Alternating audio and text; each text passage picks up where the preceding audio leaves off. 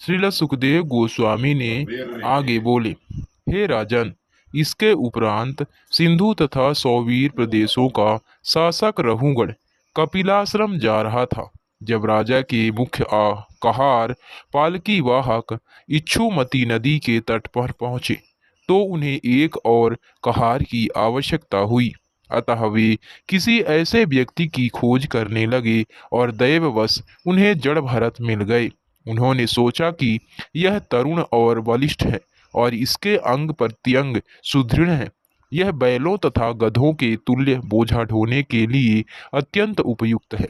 ऐसा सोचते हुए यद्यपि महात्मा जड़भरत ऐसे कार्य के लिए सर्वथा अनुपयुक्त थे, तो भी कहारों ने बिना झिझक के पालकी ढोने के लिए उन्हें बाध्य कर दिया। किंतु अपने अहिंसक भाव के कारण जड़भरत पालकी को ठीक से नहीं ले जा रहे थे।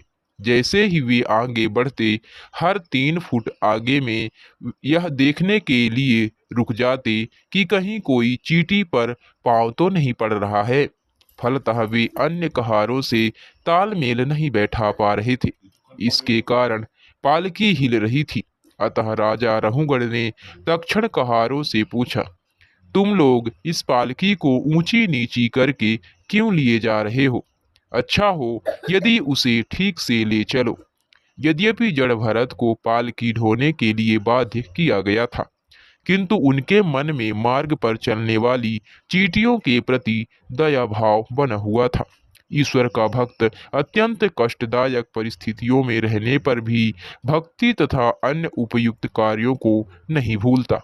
यदि जड़भरत आध्यात्मिक ज्ञान में बढ़े चढ़े योग्य ब्राह्मण थे, फिर भी उनसे पालकी ढोने का कार्य की लिया जा रहा था। उन्हें इसकी चिंता नहीं थी, किंतु मार्ग पर चलते हुए उन्हें अपना यह कर्तव्य नहीं भूला था कि यह एक भी चींटी नहीं मरनी चाहिए। वैष्णव ना तो ईर्ष्या करता है, ना ही वृथा उग्र बनता है। मार्ग में अनेक चींटियां थीं, किंतु जड़ भरत 3 फुट पहले ही इनके प्रति सचेत हो जाते। जब चींटियां निकल जाती तभी वे आगे कदम रखते। एक वैष्णव सदैव समस्त जीवों के प्रति अत्यंत दयालु होता है। भगवान श्री कपिल अपने सांख्य योग में बताते हैं, सुहृदः सर्वदेही नाम, जीव विभिन्न रूप धारण करते हैं। जो वैष्णव नहीं है वे मात्र मानव समाज को अपनी दया के योग्य समझते हैं, किंतु भगवान श्री कृष्ण अपने आप को समस्त प्राणियों के पिता बताते हैं। फलतः वैष्णव किसी भी प्राणी को असमय या वृथा ही विनष्ट नहीं होने देता। समस्त जीवों को विशेष भौतिक देह रूप में बंधकर कुछ अवधि पूरी करनी होती है। उन्हें अन्य देह में उन्नत होने या विकास करने के पूर्व विशिष्ट देह के लिए निर्धारित अवधि पूरी करनी होती है। इस प्रकार किसी पशु या अन्य जीव का वश वध उसे किसी विशेष देह में निर्धारित की गई कैद की अवधि पूरी करने के मार्ग में बाधक बनता है। अतः किसी को भी अपनी इंद्रिय तृप्ति के लिए प्राणियों का वध नहीं करना चाहिए, क्योंकि इससे वह पाप कर्म में फंस जाएगा। जब कहारों ने महाराजा रहुगढ़ की धमकी सुनी तो वे उसके दंड से अत्यंत भयभीत हो गए और उनमें से इस प्रकार कहने लगे, राजनीति शास्त्र के अनुसार राजा अपने अधीनस्थ लोगों को कभी समझाता है, कभी डराता है, कभी फटकारता है और कभी पुरस्कृत करता है। इस प्रकार वह उन पर शासन करता है।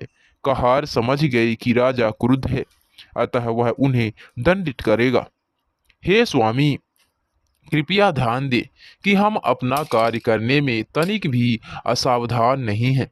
हम इस पालकी को आपकी इच्छानुसार निष्ठा से ले जा रहे हैं, किंतु यह व्यक्ति जिसे हाल ही में काम में लगाया गया है तेजी से नहीं चल पा रहा है, अतः हम उसके साथ पालकी ले जाने में असमर्थ हैं।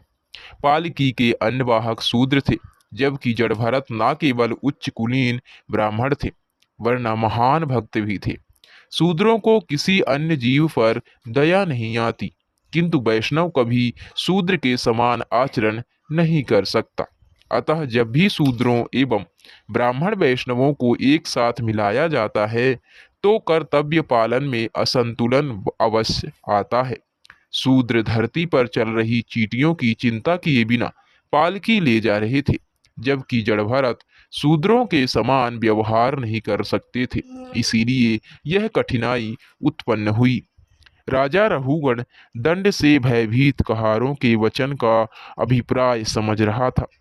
उसकी समझ में यह भी आ गया कि मात्र एक व्यक्ति के दोष के कारण पालकी ठीक से नहीं चल रही।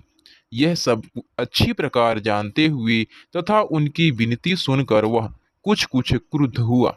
यद्यपि वह राजनीति में निपुण एवं अत्यंत अनुभवी था, उसका यह क्रोध राजा के जन्मजात स्वभाव से उत्पन्न हुआ था।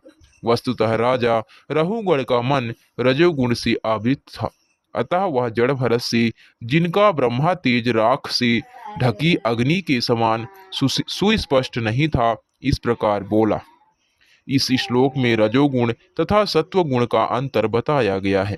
यद्यपि राजा राजनीति और राज्य संचालन में निपुण था, तो भी वह रजोगुण में था और इसके कारण थोड़ा विचलित होने पर क्रुद्ध हो गया। अपने गूंगे तथा बहरे ढोंग के कारण हो रहा अन्याय जड़ भरत को सहना पड़ा था, तो भी वे अपनी आध्यात्मिक उन्नति के कारण शांत बने रहे।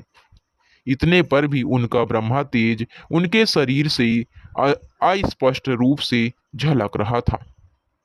राजा रहुगण ने जड़भरत से कहा, मेरे भाई, यह कितना कष्टप्रद है। तुम निश्चित ही अत्यंत थके लग रहे हो, क्योंकि तुम बहुत समय से और लंबी दूरी से किसी की सहायता के बिना अकेले ही पालकी ला रहे हो। इसके अतिरिक्त बुढ़ापे के कारण तुम अत्यधिक परेशान हो। हे मित्र, मैं देख रहा हूँ कि तुम ना तो मोटे ताजे हो, ना ही हट्टे कट्टे हो। क्या तुम्हारे साथ के कहार तुम्हें सहयोग नहीं दे रहे? इस प्रकार राजा ने जड़भरत को ताना मारा, किंतु कितने पर भी जड़भरत को शरीर की सुधि नहीं थी। उन्हें ज्ञान था कि वे शरीर नहीं है, क्योंकि वे स्वरूप सिद्ध हो चुके थे। वे ना तो मोटे थे, ना पतले, ना ही उन्हें पंच स्थूल भूतों तथा तीन सूक्ष्म तत्वों के इन स्थूल पदार्थ के से कुछ लेना देना था। उन्हें भौतिक शरीर तथा इसके दो हाथों तथा दो पैरों से कोई सरोकार न था।